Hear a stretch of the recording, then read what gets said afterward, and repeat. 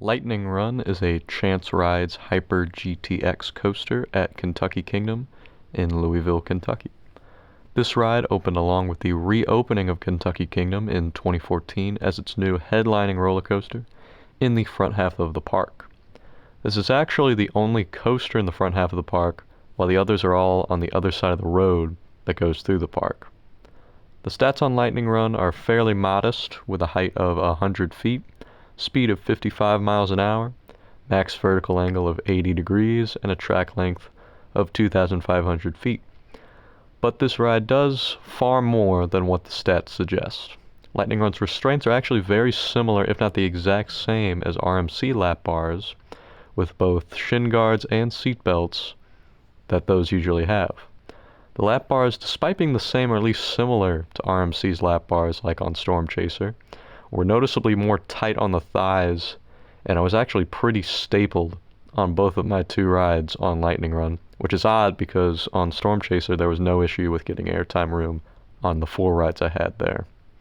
The restraints weren't that tight. I mean, T3 in the same park shows that they can be tighter, but they did hinder the level of airtime a bit.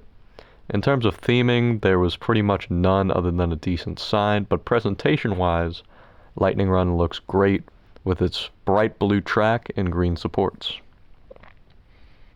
Lightning Run starts off with a 100-foot, 80-degree drop into a sharp left turn into the ride's first ejector hill, providing a good pop of ejector. Then travels into a turnaround, into another ejector hill, providing another very strong pop of airtime. Then goes into another turnaround with another strong ejector hill, as you can see. As you can see, this ride has a pretty consistent theme of strong ejector airtime and sharp turnarounds. While the turnarounds are pretty average and overall fairly forgettable elements on the ride, the airtime hills are really strong and easily like RMC level airtime. That turnaround, the ride goes into 2 more ejector hills, but these hills are slightly twisted, providing even more strong ejector airtime. Then the ride enters the finale. The finale is easily my favorite part of the ride.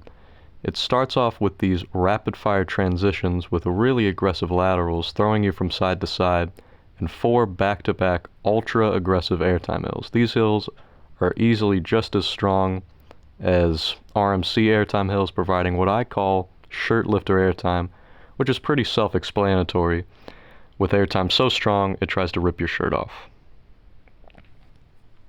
Lightning Run is the definition of a short but sweet ride, compact with really strong ejector and fast transitions with laterals. This ride is butter smooth, but as I said before, the restraints do hinder the ride very slightly due to them being a little on the tighter side, restricting some airtime room. In the park, Storm Chaser is definitely a better ride experience, but then again, I have yet to ride another coaster that is a better ride experience than Storm Chaser.